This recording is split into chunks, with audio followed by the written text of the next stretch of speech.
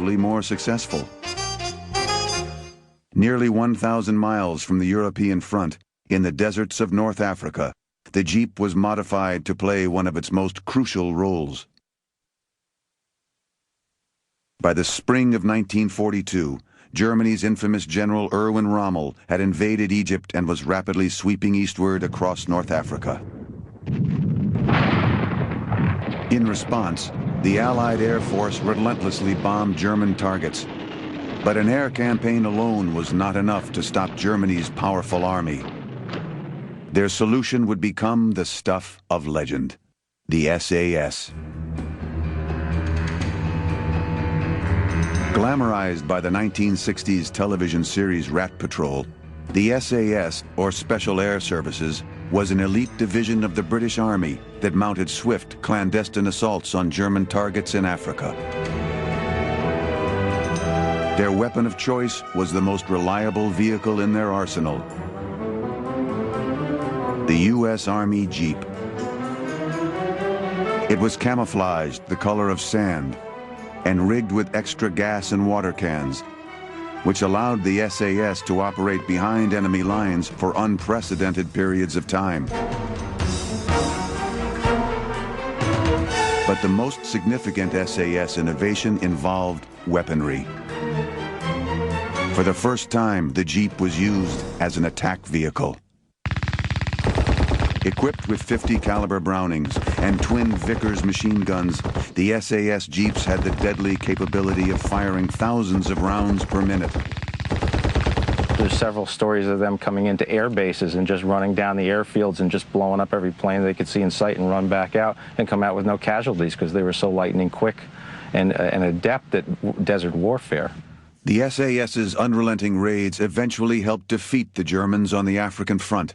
This enabled the Allies to advance, setting the stage for the invasion of Normandy, where the Jeep would once again play a crucial role.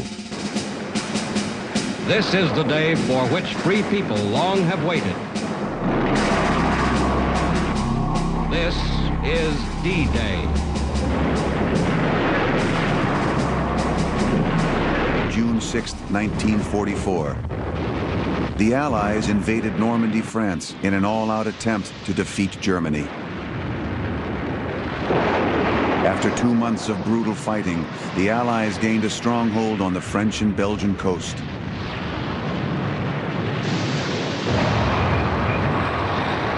In their pursuit of the rapidly retreating German army, thousands of U.S. Sherman tanks consumed more than 800,000 gallons of fuel daily. Supplying the rapidly moving armor proved nearly impossible because trains in the region had been destroyed. There was a great deal of gasoline and supplies in the Normandy area.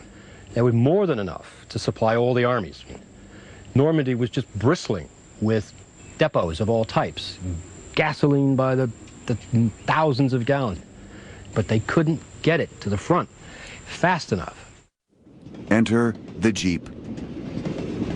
The Army initially outfitted Jeeps with locomotive wheels and used them to transport supplies via rail lines. When this failed to keep up with the demand, the Allied commanders devised an ingenious transportation line called the Red Ball Express. To red ball something was to FedEx it or to send it priority mail. When you said you wanted something red-balled, you wanted to get it there as quickly as possible, and of course that was a term that the Army used. The Red Ball Express utilized nearly every Jeep and truck in the area.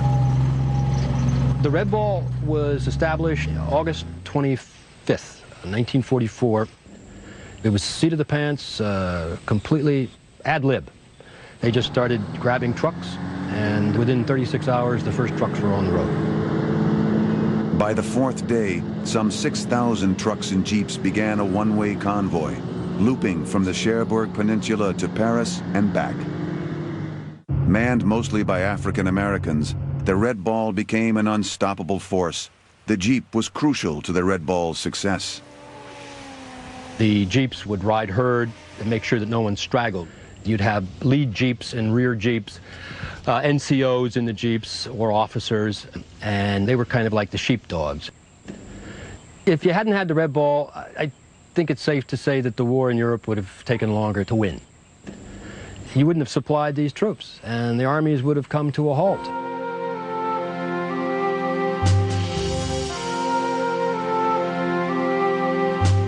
The Jeep had begun its service in World War II as a simple solution to a daunting problem, replacing the function of the horse.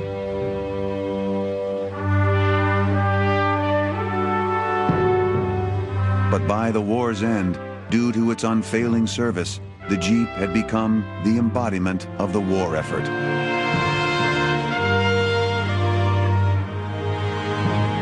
From Europe to Africa to Asia, the Allies' reliance on the Jeep to transport troops and supplies proved crucial in the defeat of the Axis powers.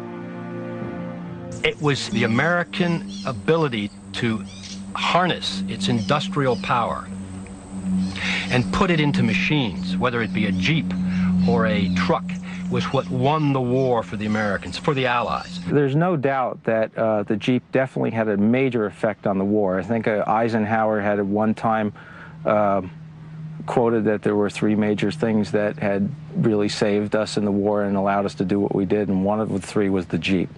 I have no doubt in my mind that those 49 days, if those guys hadn't accomplished what they did, we would not be sitting here in the same world today. But the Jeep's service would not end with World War II. Its most challenging days were yet to come. It is believed that the origin of the name Jeep comes from the little animal Eugene the Jeep, who first appeared in the Popeye comic strip in September 1937. Modern Marvels will return in a moment. 1945. The war was over. The victors were home. And the Jeep began its life as a civilian. The Jeep became a very popular vehicle. There were articles written about it. It just became an overnight sensation and a legend. Every one of these GIs that came in as a young kid in the Army, 17, 18 years old, an entire generation said, look at this thing, I just love it, it's great. You know, they became so attached to them, it was almost as if they owned a horse and it was part of their equipment. As the war was coming to a close after D-Day, everybody, Willys, Ford, everybody was thinking about, let's take this thing and capitalize, because when these guys all get out, there's a market for them to buy it. Starting in 1944, Willys Overland started doing testing on civilian-type Jeeps. Willys Overland, one of the Jeep's original manufacturers, created the convertible Jeepster and the wagon, billed as the ultimate family vehicles. Even the U.S. Postal Service was eager to buy the Jeep. Between 1944 and 1947, Willys Overland's sales skyrocketed from $4 million to $138 million. It was the birthplace of today's recreational market, of the SUVs that you see running around. Before the concept of the Jeep, there was no such thing in that size of a vehicle or anything close to that size. So you can thank what you're driving around in today to essentially going back to those 49 days at the Butler plant.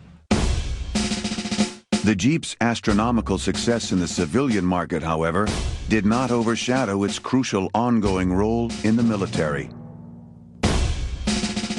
In 1951, American troops were called to defend South Korea from the aggressions of the Communist North. Only months after their arrival, the simmering conflict erupted into a full-fledged war. Once again, the Jeep was sent to the battlefield. The standard World War II Jeep saw service right up through Korea. There were many the World War II vehicles and Jeeps used because we had so many of them left over. However, there were some flaws that the government perceived that they wanted fixed. In the Korean War, the wounded were transported to Army hospitals mainly in Jeeps, as they had been in World War II. But the litters rigged to carry the men were unstable, and ill-equipped for emergency medical care.